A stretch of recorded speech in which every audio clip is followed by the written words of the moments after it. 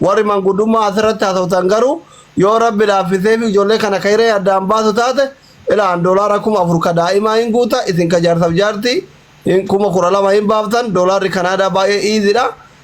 Yoo sponsora mootu anatu dubbataaf rakkoo miti ana dubbisa warra sponsora namaa yaada bareedaarra jirta wada birriin achitti qabsiifama gillee jarachi aanu birrii kenna hin deeffanna rakkoo miti ko akkasi meetti fufa asli ati Ameerikaa fi Kanaadaa illee roba rakkoon qabdu Awustiraaliyaa laf jecha jaartii bareeddu tana gaafa hiikan maal jechuudha. Abo Australia sanuu mimi fanan dhagayni bofatu mataa jala nama yaa jiran akka jaartii taaftaa bolbootu kundu. Efama Khalifaan kuni Khalifaan haa tabalas. Anis waan bareedaadha faami yoo lafarra fixuu dandeessan waan bareedaa isin asirra baanaa nuti isin jala baanee malee silaa waan keessaa fixuu qabdan wanna kun. Waan takka waan godhuu qabdu beektaa waan hundaa miidiyaa kanarratti dubbatu. Rakkina jaartii yookaan rakkina waan hundaa miidiyaa kan dubbatu garuu miidiyaan kun waliin nun finne osoo waan baay'ee asoo baannee naafisiin adda fixannee jirra waan hunda adda fixannee jirra maqaa namoota adda addaa yaamanii maqaa nama balleessuu kanaas osoo dhaabdee irra isii wayyaa. Yaa faami amma gaafii takka gabaaddu si hagaa fudhu ati waan kana fiksi godhuu hin dandeessaa? Waan takka wanni hin godhu takka hin jiru manguddoon teessee haasofte. Waan fiksi godhamuu danda'u miti. Manguddoon teessee haasofte. Rajaatu jettee booda deebisuu hin dandeessaa? Yooni fi waan indando waan indande waan manguddoon teessee manguddoon biyyaa haasoo ittee fixatte. Gingaa tana manguddoon dhuftee haa murteessitu nuti haquma laaluu feene haqni gam tokkoon maqee jira amma akka dubbii agaruu jirrutti faami yoo dhugaa san siime. Khalifaan kun jaarsa manguddoo jala guddatee mee manguddoo dubbadhu mee Khalifaa dubbii tana babal'isi. Kanaadaa jirtallee. Namallee namumaa Manguddumaatti yoo manguddummaa. Neetwoorkiin na qabee ture waan fatii na gaafachaa jiru. Anaa fi isiin waan hundaa fixannee karaa kabajaa qabuun fixannee addaan baane. Karraa Khalifoo namaatu akkana godhu jira namoota akkana godhu jirus nan beeka.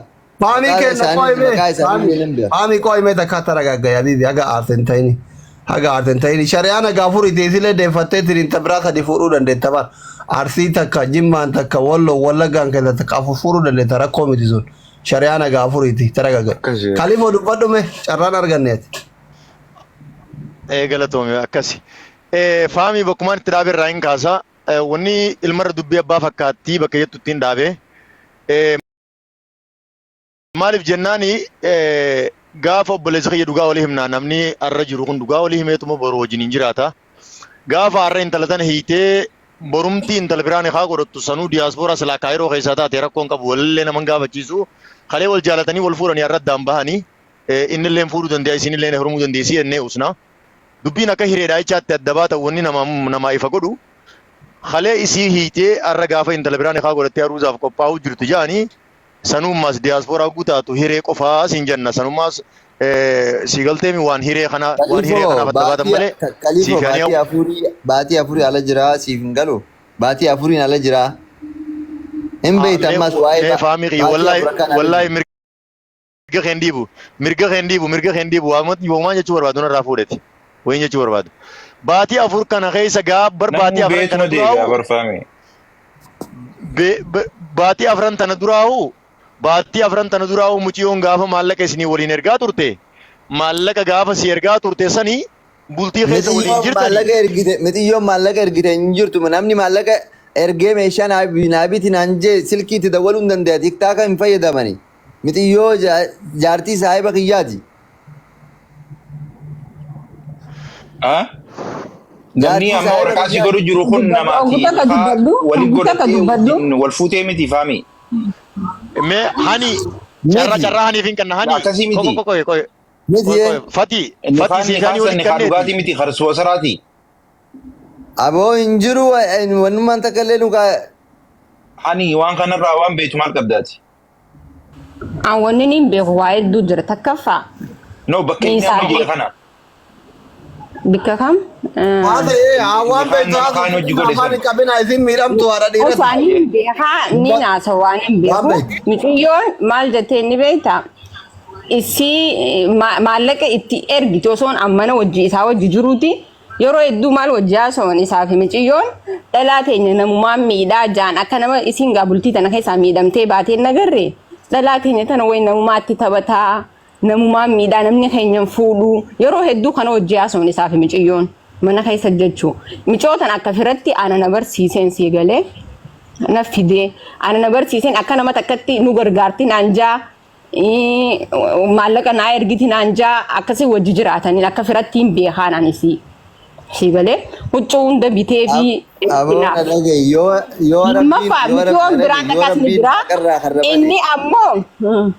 inni ammoo yeroo hedduu waliin yoo jaaso dhalaa teenya namaan miidha jaan waan hedduu jira kana keessa sii galee an yeroo faamii waan kana dhiisii akka nama akka jaartii isaa takkattiin ammoo humaa rakkoon qabu eega janajjanuu eegaltees waan kana yoo wantaafillee itti seente obboleessa kiyya namatti ifin rabbii jeessa taradhuun jaanan mana keessatti gorsee akka nama takkatti faamii an dhiira takkarra lamarra heerumuun fadhu akka nama takkattiin kabajaan sin dhufe yoo waan kana irraa yaani maallaqa itti seentu ta'ellee obboleessa kiyya kalee kabajaan na fuute akka nama takka sattaradhu mana keessatti akka feete ta'in jaan isaan jechuu gizee inni wajji haasa'u micootan ana dho'ifatee micaa tokko jirbaatii afuriin ala jira ka joos micaa tokko taariba dhufu jira nu bira micaasanii fi mana ala kireesseef isii tanaan naa kireeffate jee mana garsiisa micaa bira taa'ee jechuu inni gizee mana kiyya dhufe gizee as mana kiyya na bira dhufe waayifan qabnu micaa kana biyyan beeku biyyaan barsiisan anjaa mana micaa sanii dhaqee hani amicaan biyyan beeku biyyaa wajjin gabbaa isaan gabbaasee dhufe isaan as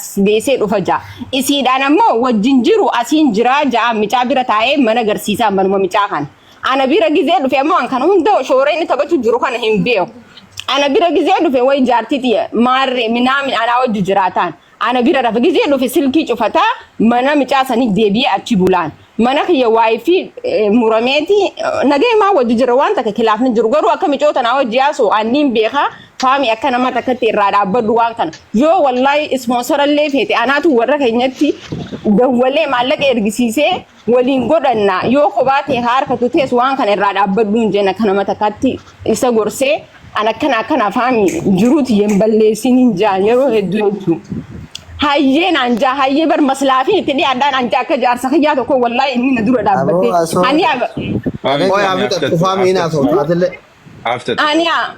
aniya ati waan fadhii teetiin si guuta'u dhuguma akka nama takkatti wallahi laazim waan an fadhu bitee waa hunda mana naaf kaa'e an garuu fadhiin kiyya kanaa mitiin jaan yoo fedhe kana dalagannee wajji arkannaa inni waan hunda si godheetu teessee nyaachuun dadhabdu hinaan jaa garuu an keessa kiyya nan furatu waan namni takka jaarsa kee namaa wajji haasoo maslaa biraatiif namarrarree an akkamittiin inni waa hunda naa godhe jee qalbiin tiyya na amantee na gatteessi maallaqa dhalaa inni na bira taa'ee nyaachaa hattaa namarraa dho'ifadhuun jaana waan kana akka godhu nin beeka irraa dhiisi jeetiin akka nama takkatti faami wanni kun nurraan bareedu dhiisi waan kanaan jaan gizeera didee saayyee bo'aan akka kalee kabajaan na fuute an dhiira takkarra lamarra heerumuun fadhu wanta kan sattaradhu ilmummaan namaas hin dhagayin hin jaan meenaan hin jenne ajattu wallahi ilmoon qabu hin kakadhaan amma qaan isarra kaayee isarra kana fuudhee kaayee hin jiru anaaf inni baatii afra wajji adda baanees hin jiru miciyootu as jala jira sii galee isii wajji hin jiru jee miciyoon nama jala gootee jechu akkaanan dhagoo jirutti gaa akkas jee isii wajji jiraachuu jira sii galee adda bahee jee sanii fi haqa kana dho'isa malee anaaf inni wanni itti walladdanne miciyoo tana dhiisii mana keessatti takka jecha biraatii miti. Unu azale jirti waan feete haa dubbu ol baateeti isaa dubbattu. Doctor kabajaa keetiin inni as dhufee as seene amma waan takka wanni inni dubbachuu barbaadu anaa fi isiin waldinnee addaan baane karaa kabajaatiin manguddoon biyyaa teessee addaan nu baaste wanni biraa kan miidiyaa kanarratti haasawanii namni fidanii as gubbaa irratti miidiyaan haasawanii wanni godhaniif hin jiru yoo naguma if haasawuu taate malee. Sani bu'aani akka nama waa'ee namaa okay faami mute godhadhu ma faami mute godhadhu okay koya amma faami khalifa fati adrashida warra asirra jirtan kunoo isiini maslahaaf adda baanee jette inni wal dadhabne adda baanee jedhe dubbii tana akkamitti walitti firoomsina jedhana dubbiin jaraa dubbii rakkooti hayyee dubbadhu gutak khalifa keenya dubbadhu na dura Khalifa dubbadhu galatoomi laala akkitti waliif firoomsinu waan takka namni dhugaa walii himeetuma wajjiniin deema. Faami. Haniya isin haadha ilmooti abbaa ilmooti. Carraan biyya faranjiitiif namni olii ijaartii. Mee qoya jiraachuu irraa dubbaddaa. Mee obsa kaasiifinti bakka sirriitti siifin deebi'a. Waa'ee carraan anniin qaba. Waa'ee carraa keessaa baasa. Waa'ee bulchiinsa. Carraan dhorkitee mi ati carraan qabda bar.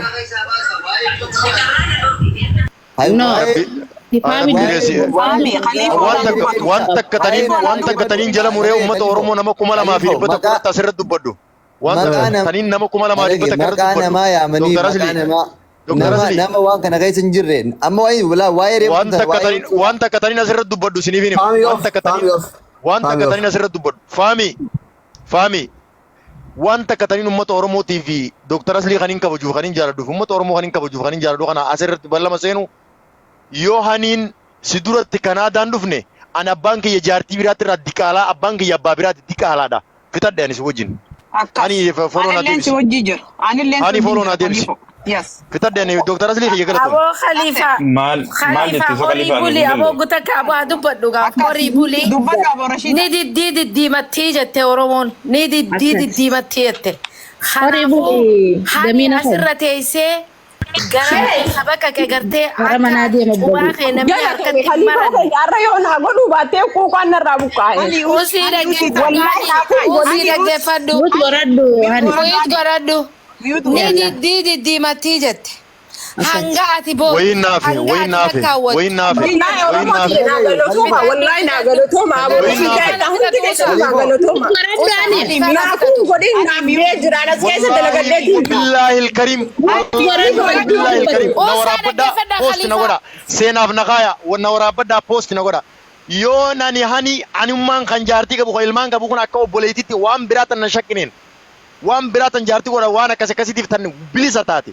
Akka obbolummaatti akka intala Oromootti ani ilmi jaarsoodhaa yoo nani hani Kanaadaa hin finne ani aayyoon ti abbaa kiyyarraa waan ta'ani diqaalaa Amaararraa na dhalte fitadhe dasseet. Dubbii takka murraa bu'ii gad. Akkas. Sitti haa tolu. Dhaggeeffadha. Ani takka jeetiin bu'aa dhaggeeffadha. Ni dubbadhu bu'ii rashiidha. naa kannaa mee bareedduuti yeroo takka naa kanneen hin bu'aani fiti yaa Khaliifaa jalan deema. Ni diddiimatti. Hani buute. Yoo Awustiraaliyaa keessatti intala tanatti bu'uu baatte. Arraba kiyyarraa rifeensa fuudha. Giiftii Awustiraaliyaadha akka gaariif dhaggeeffadhu. Yoo inni dirree akka hani haadhamee haritti lafa kaayetti ati sagal lafa si kaayuu baate. Ani diqaalan dhaladhe. Ni godhaa bitti. Nama maallaqa jala deemu. No. Daranaa addadii gurgurtan moo waliif fayyisuu dhuftan qoyi? La.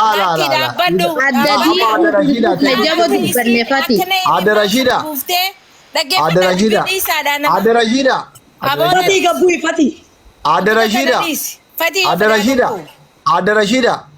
Asli keenya na dhiisu wallahi na si qabadha qoya akkasimti dubbiini ina anamma yoo jarri kun walitti deebi'an fakkeennafi ani miskiin biyya baqaa jiru kunu wallahi waan nama tokko hin danda'a kadheetinitti yoo walitti deebi'an garuu amma jireenya biyya baqaati damiina ol harkisaa ijoolleen moditara qabdan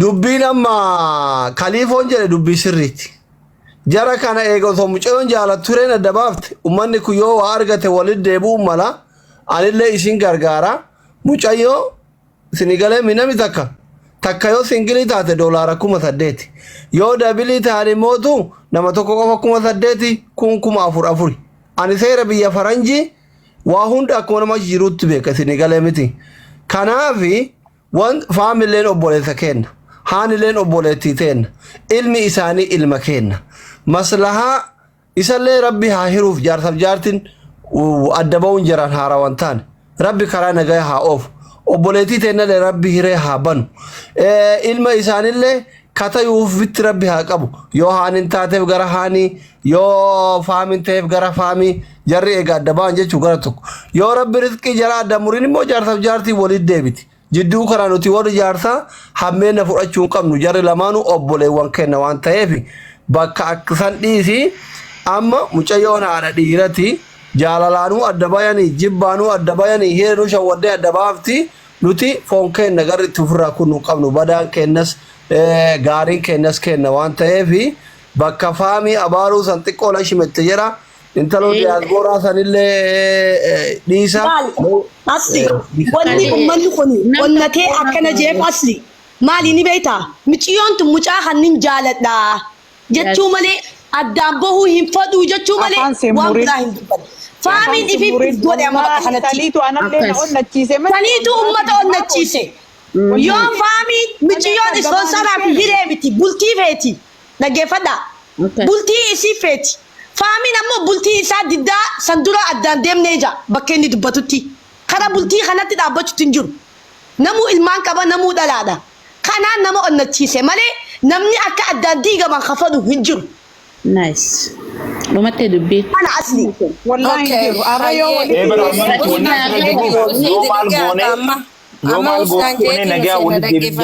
Fati lala beta kan dubada hedduu isin dhaggeeffadde. Fati dhiisa. Maaliif dhiisan ni beektanii? Dhiif nu qoyaa bara jira fedhii isaati. Fedhii isaa harkarra keessanii sossobaan dhadhaarran dibina. Fedhiin isaa karaa deemteen ni agarra bal'aa miti. Muciyyoon jaalalaa fi mana isii bultii haqaa kan agartee jaarsa ifi miskiinummaas tujjaarummaas waliin jiraatanii ka isiin dubbachuu jirtu nuti isa jibbinee osoo hin taane namni yakka dalage harka itti dalage saniin rabbi deebisaaf jechuu kiyya malee ani isa kophaatti baasee kaniin abaareen qabu takka kana kaniin jechuufan lammata namni bultii namaa diige bultiin isaa hoggu dhibba takka akka diigamtu sharxii rabbi biraa eegabbuuti. Hayyee takkaan dubbadhaa Rashida galatoomi Dr. Asli waliin nu fiddee wal dura keenya waan walii raa dubbannu illee fixannee jira. Fatii keenya laali nuti biyya takka hojii jirra hogguu waan kana miidiyaa irratti arkine qaxxitaan bilbilee faamiyaan. Dhugaa namni biyya tana keessa ni jiraarra namni hin dhabamne gidduu dubbannee walii dubbannee waan kana fenne jennee. Khaliifoo kanaaf bilbila isaa kanneetti nugguu kiyya kaasuu dide Khaliifoo mi'aati bilbiliif jee bilbilchiiseef san hunda nu dide. Nuti faamini fi aaniyaan ija bitaa ija mirgaati nutiif. Laakiin hoggaa dhaabbannee laallu rabbiillee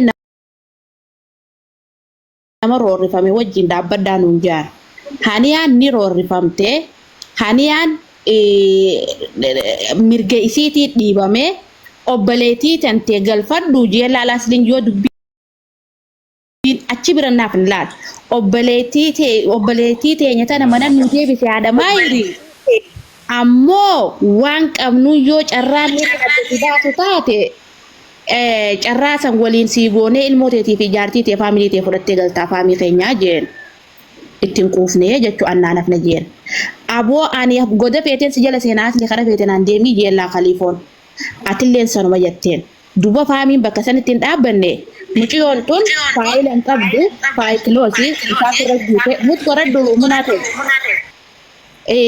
Faayila hin qabdu muciyyoon tun hiree hin qabdu lafa baqaati arrabika baqaata ka keessatti intalti tun intala Oromooti akka Oromoo takkaatti faamiin hiree rabbiin isaa kanne tanaan rabbiin isii dhorkee isaa kanne san ka ammallee rifeensa isaanii walii hidhee bultii wajjin isaan jaarsisee ilmoo isaan jidduu fide sana abbaa maayirri inni ta'ee haadha maayirritti taate suni isa sun laalee jiruu isaa sanuutu obsineetuma biyya baqaatan waliin keessa jirra tattaafachuurraa ka hafe shira hangana gayu hireetanaan laalladha ichi biyeetiin isinii godha yaa buuyoon akkana naanteen akkanan ta'u jaartii tiyya na gargaari gaattillee ni gargaartee beekinamummaa maal gooteef deemtee waraqaan kaasu mallatteessiteef hireef mallatteessiteef malee hiikkaan kaan irraa bu'eetii miti yoo dubbii gadi fageenyaan dhaggeeffanne jechuu sangootee guyyaa isiin as deebite hiikkaa gubba ideef antaltee sanii kun fadajee eega waraqaa harka isaa nagate kana karamiidhe rabbiin haqa citaa lameen wal dhee baasu haqa faamiitiif haqa haniyaa haa baasu haniyaa ammoo Oromoon akka jette san bira dhaabbattee dhiiraa dubbii muree an dhiira booda dubbiin deebuu nagaa yeroo guyyaa ni agarra. Hayyee amma waa isinitti dhaamadha kaa dhaggeeffadha. Anis magriba salaata tikeetanii murraa fi intalti teenya tikeetanii murraa fi خليفة وان جينسن بكان هاجو نتيجني وردفنا السلام عليكم مغربي سلام عليكم فتي خليفة رزق بريس يعني مشيو سبونسر أركي في نونجي نتيجة كذا نقدر نمشي amma waa goonaayyee dhaggeeffadha amma muna as jirta adda rashiida as jirta bareeddu as jirtanii naanay atillee as jirta ila kaliifolleen ol haa deebi'u anillee homaa rakkoon qabu yoo tikkeetallee tikkee kanaaf durallee waan dubbannu irratti warri manguddoo jidduu kana seentan responsibility fudhannee dubbannaa isiniin jedhe.